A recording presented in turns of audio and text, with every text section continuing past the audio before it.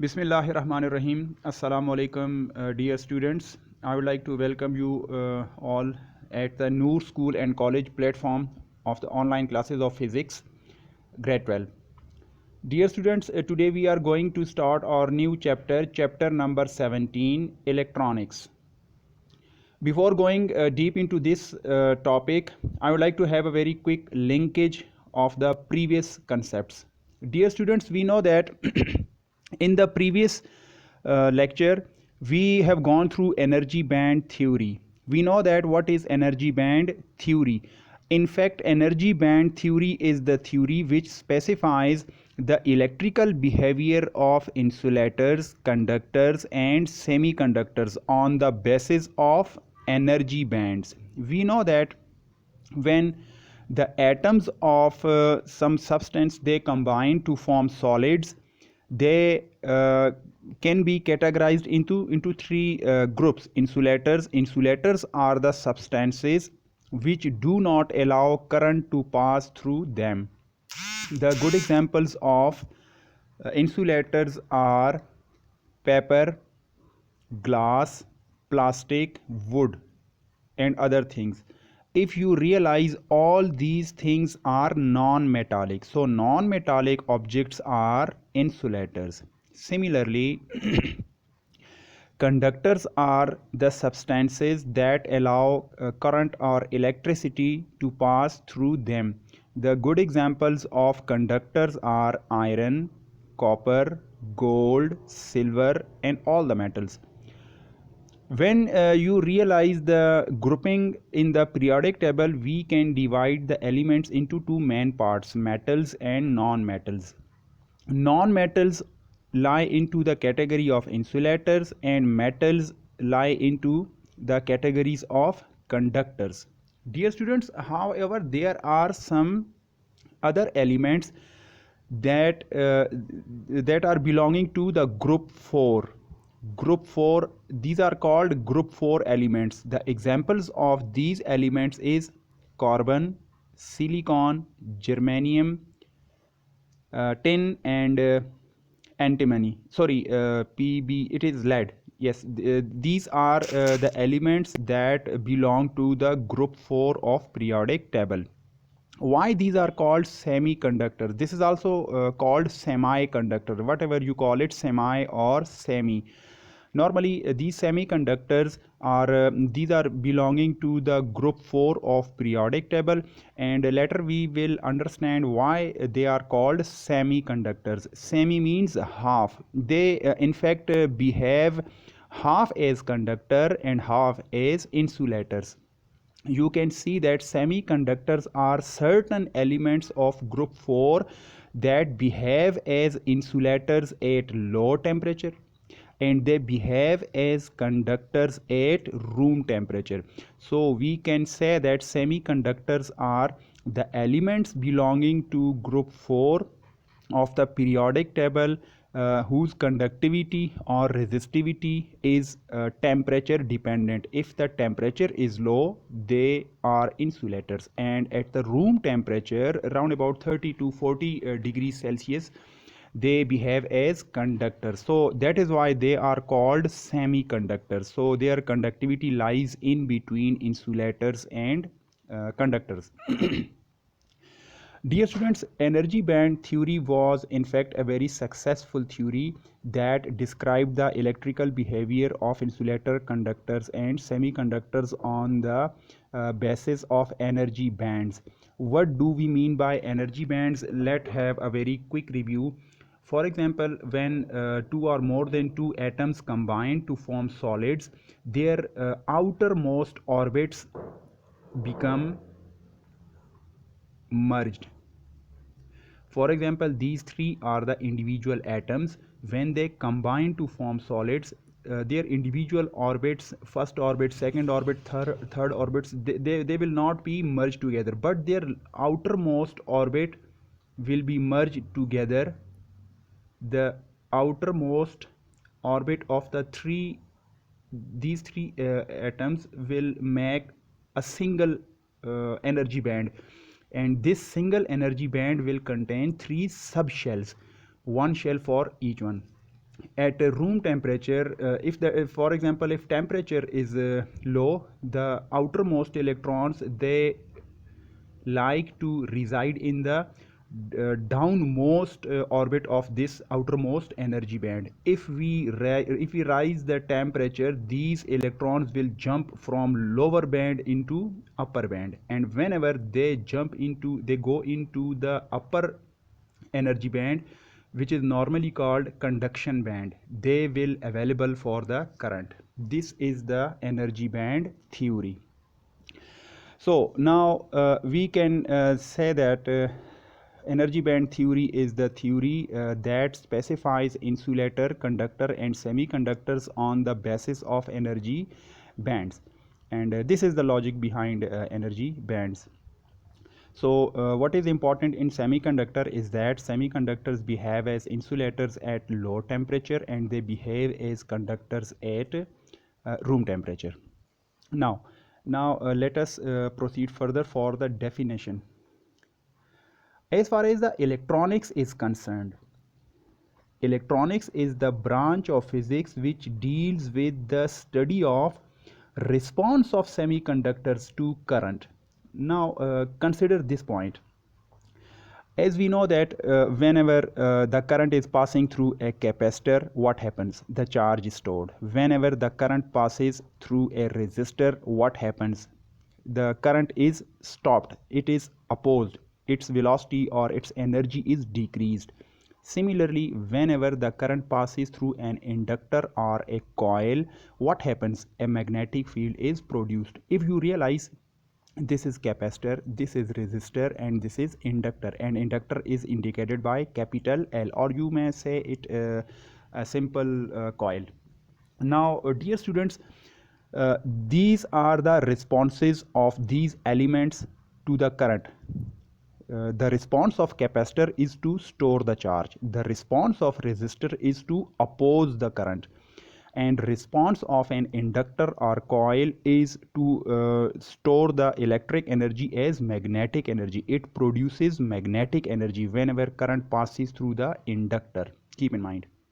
Okay, now what is special in electronics? According to the definition, this branch of physics deals with the study of response of semiconductors the same way. When current passes through capacitor, what happens? When current passes through a resistor, what happens? When current passes through an inductor, what happens? We have seen that capacitor stores the charge, resistor opposes the charge, and inductor converts the electrical energy into magnetic energy. Now as far as the semiconductors are concerned, semiconductors are specially silicon and germanium. This is carbon, this is tin, and it is lead.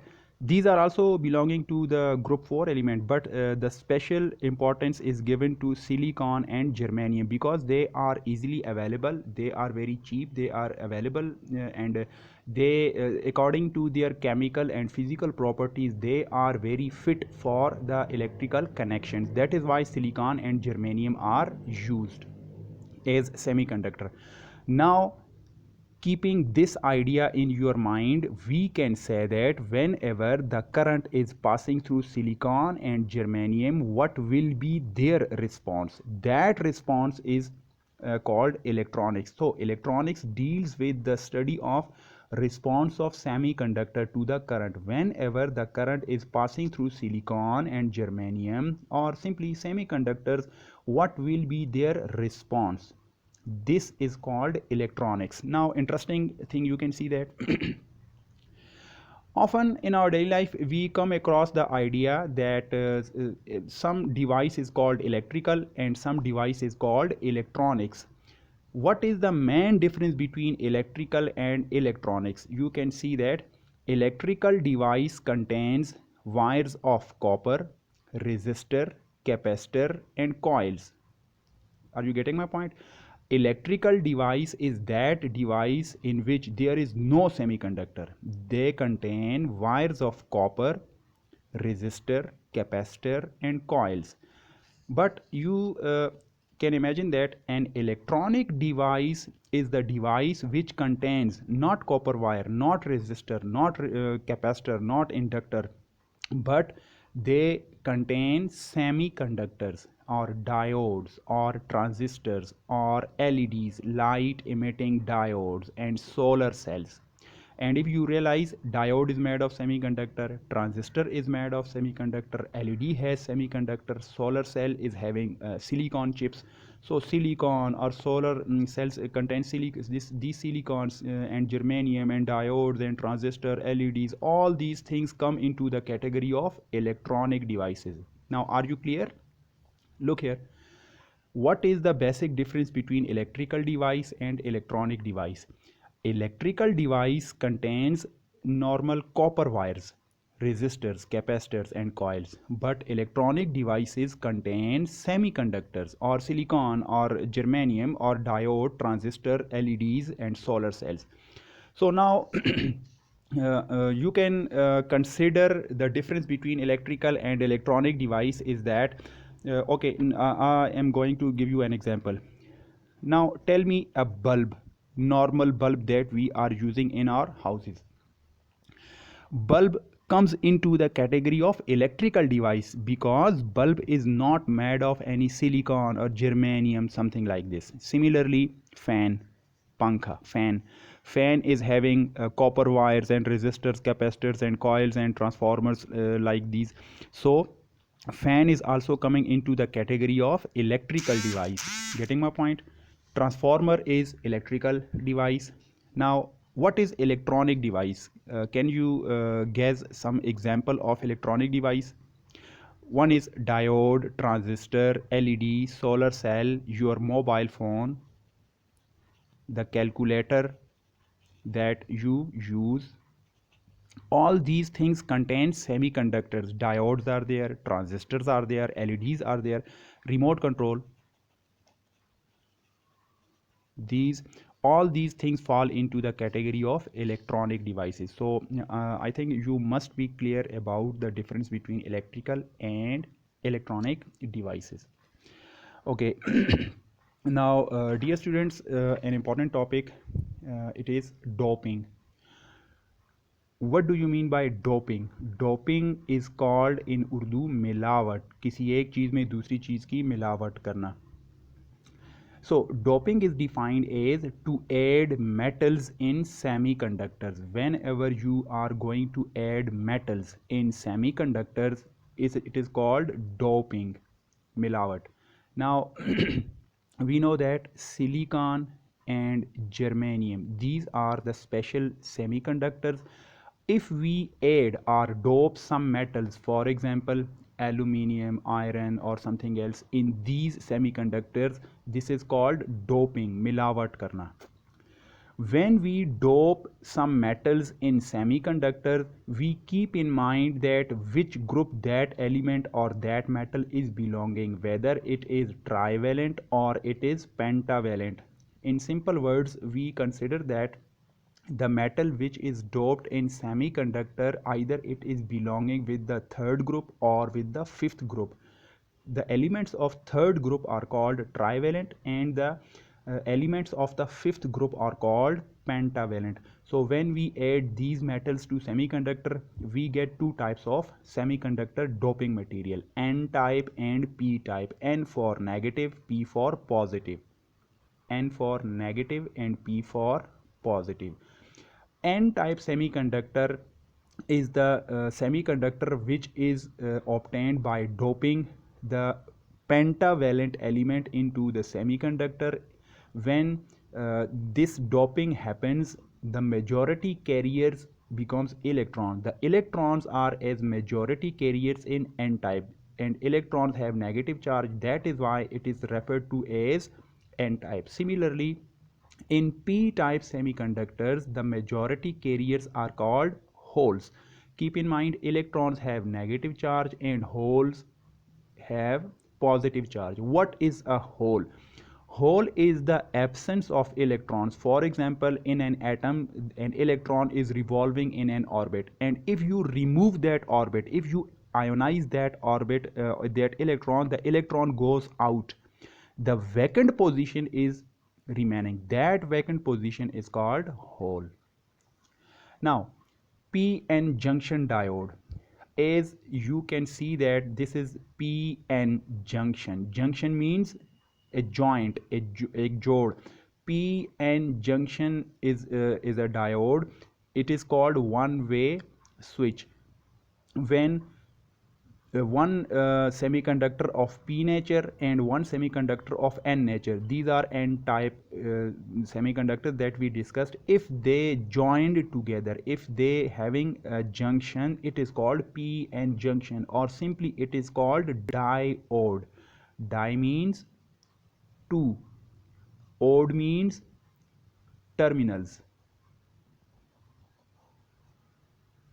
Okay, now we define the p-n junction diode as the junction of n and p type semiconductors. Two terminals are formed because n is having negative terminal, p is having positive terminal. When they combine, they form anode and cathode. You might have been familiar with the anode and cathode concept. Anode is positive terminal, cathode is negative terminal. When p and n type semiconductors are connected together, they are joined together, a potential barrier is formed in between them. This potential barrier acts as a resistor. Keep this important point in your mind. What is the function of potential barrier? The function of potential barrier is to act as a resistor. This resistor opposes the flow of current from n to p or from p to n. It depends upon the forward and reverse biased connection. Now if you look at this figure, you will understand how the p-n junction diode is formed. Consider we have a p-type semiconductor at which the holes are shown. These circles are holes. P has positive charge because holes are positively charged. Similarly, consider an n-type semiconductor and some dots are shown here. These dots are free electrons. So n-type semiconductor has negative charge on them and p-type semiconductor has positive charge on them. When we join them together, the electrons from negative side, they jump to fill the hole because there is a natural attraction for electrons. Electron has negative charge, holes have positive charge. When these two pieces of semiconductors are combined, electrons jump from n side to fill the p side, the holes on the p side. So when the electrons meet the holes, atoms are neutralized because in p type in the holes there is deficiency of electron. Here in n side there is excess of addition, or there are some extra electrons. When they join together, the atoms become neutral. These neutral atoms are called barrier. You can see that p and n junction, here it is p side anode and it is n side cathode. When they join together, they form a potential barrier in between them. So this is the potential barrier, and this is composed of neutral atoms, and this is the symbol of p-n junction diode. You can see that the p side is described as the arrow, the head of the arrow, and n side is this normal line. P is anode because it is positively charged, and n is called cathode because it has negative charge. This is the electronic symbol for the p-n junction diode. Dear students, I would like to emphasize on the fact that please do some research on these topics, go through your course and make your notes. Thank you very much.